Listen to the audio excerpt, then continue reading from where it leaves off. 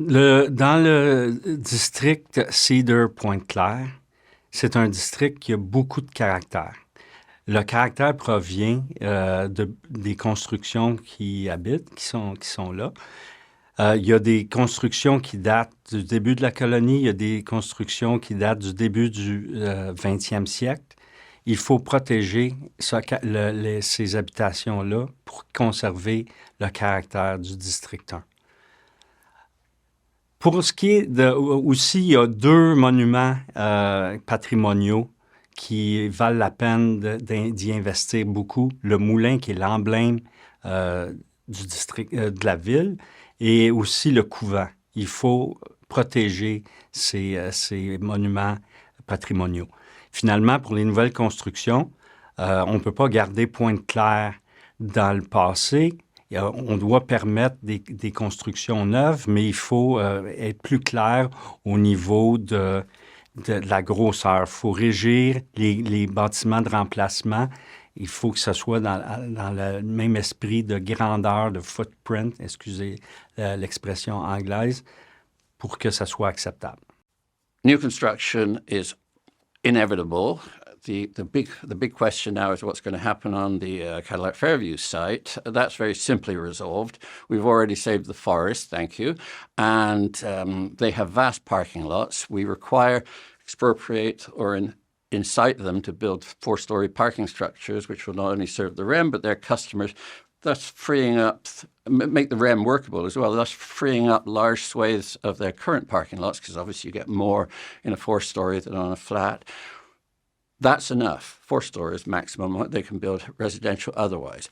We continue on in the Hymas area to build the big buildings, and that's appropriate. You want to have a large building area. Within the rest, we stay within the zoning, and 2 stories is fine for Pointe-Claire. In terms of heritage preservation, well, in 1984, I beat Cadillac Fairview when they wanted to turn McGill College Avenue downtown into a cul-de-sac, and in 1985, I stopped the provincial government knocking down Crescent Street for an office tower for Bell Canada Enterprises. Thank you. There are zoning reglementation. The village code sees to that. There is a framework for heritage building and all that. So I'm all for observing the present bylaws. So some buildings in the village and elsewhere on the territory are protected. This needs, in my opinion, to be reviewed because there's a bit of confusion there. I think that especially in the village, our heritage buildings and the look and feel of the village are extremely important to preserve. I think that to bring tourists and residents both to the village is all to the good, and especially in these days of Amazon.ca. You can't order an ice cream from Amazon.ca and take it down to the lake and eat it. And it's a place to get together. We should not be tearing down our heritage buildings, and part of the village code says that we're not allowed to replicate old buildings.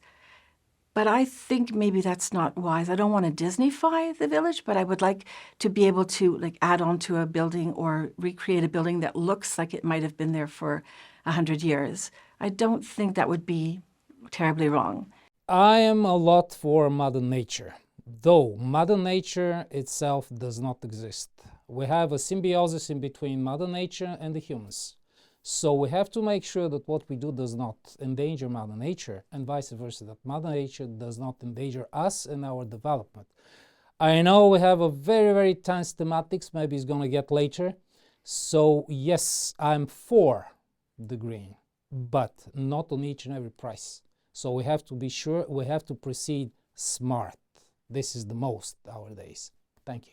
When it comes to preserving heritage in District 1, the residents of all of Pointe-Claire fought very hard for the village code.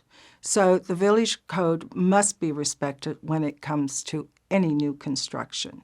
It also must respect the special character of the village, and no consideration must be given to a developer special consideration unless that developer really respects the spirit of the village code.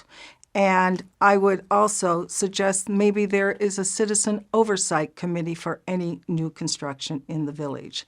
When it comes to the heritage, I feel it's not only should the heritage be respected, it should be preserved, it should be promoted as a special part of Pointe-Claire.